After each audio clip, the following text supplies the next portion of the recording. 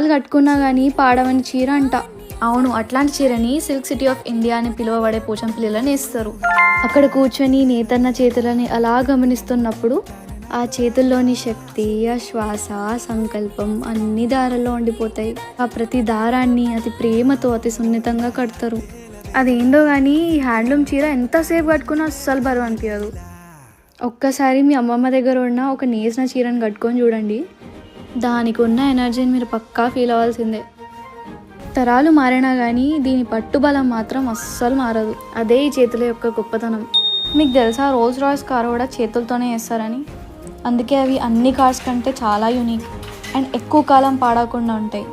మన చేనేత చీర కూడా అంతే. మీరు ఉన్నంతకాలం మీ తరాలు వారు కట్టుకున్నా కూడా ఉంటుంది అండ్ ఎప్పటికీ పాడవదు.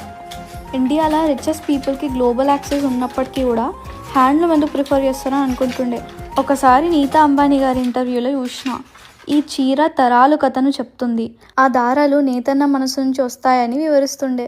నీకు మంచిగా అనిపిస్తుంది మరి మీ శారీ ఎవరైనా వేసుకుంటే? అనిపించదా? కట్టుకోవాలండి, వాళ్ళు అందరు కట్టుకుంటే మాకు మంచిగా. హ్యాండ్లూమ్ శారీ మంచిగా ఉంటుంది. ఇంకా ఇది ఇంకొకటి, బంగారం తర్వాత పట్టుకే విలువ. పట్టు, బంగారం, ఎండి ఈ మూడు మన స్త్రీ ఆడ మనిషి వాళ్ళు కట్టుకుంటేనే దేవత లెక్క అందం. ఇది ఒక చీర కాదు, ఆయన ఆశతో చేసిన ఒక క్రియేషన్. అది మీరు వేసుకున్నప్పుడు మీరు ఆయన కథని అండ్ మన ట్రెడిషన్ని క్యారీ చేస్తున్నట్టు.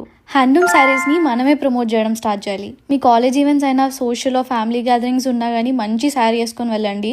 దానికి ఉన్న అందంతో పాటు మీ శారీ ఎట్లా నేసినారో చెప్పండి, దానికి ఉన్న వాల్యూని తెలియజేయండి.